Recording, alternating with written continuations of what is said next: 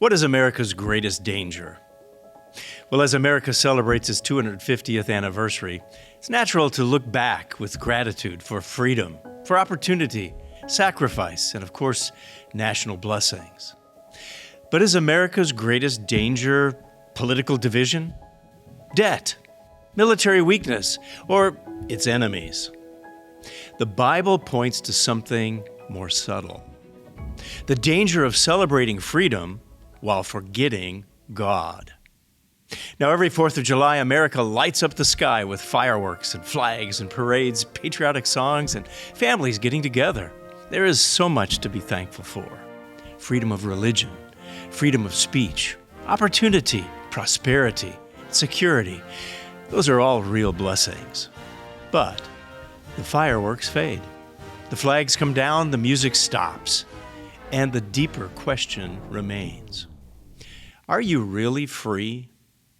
A nation can declare independence and yet still live in bondage.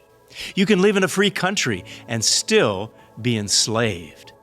You can have laws protecting liberty and still be trapped by fear, anxiety, anger, addiction, broken relationships, and the consequences of sin.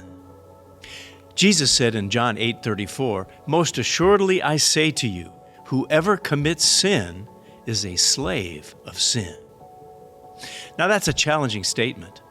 Christ says the greatest slavery isn't political, it's spiritual.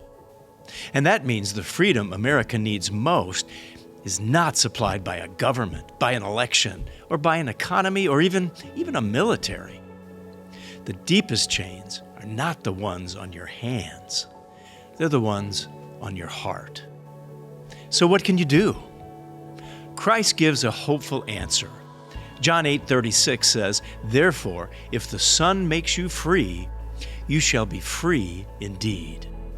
Now that's the freedom you need. That's the freedom America needs. But there's a danger. America can celebrate freedom and still forget the God who makes true freedom possible. That's the warning God gave ancient Israel before they entered the Promised Land.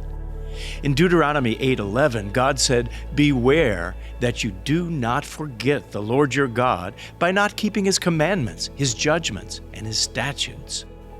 You see, forgetting God isn't just forgetting that He exists. It's forgetting His commandments. It's forgetting His authority. It's forgetting His way of life. You see, God knew prosperity could lift up the human heart. Israel would eat, and they'd be full. They'd build beautiful houses. Their wealth would increase. Life would be comfortable. And then they'd begin to think, we did this. We earned this. Our power, our wisdom, our greatness brought us these blessings. Does that sound familiar? America has been blessed with resources and wealth and technology, military strength, global influence. But blessings from God are not unconditional approval. God can bless a nation and still hold that nation accountable. Proverbs 14:34 says, "Righteousness exalts a nation, but sin is a reproach to any people." Now that applies to any nation, not just ancient Israel, not just nations long ago. Every nation, even today.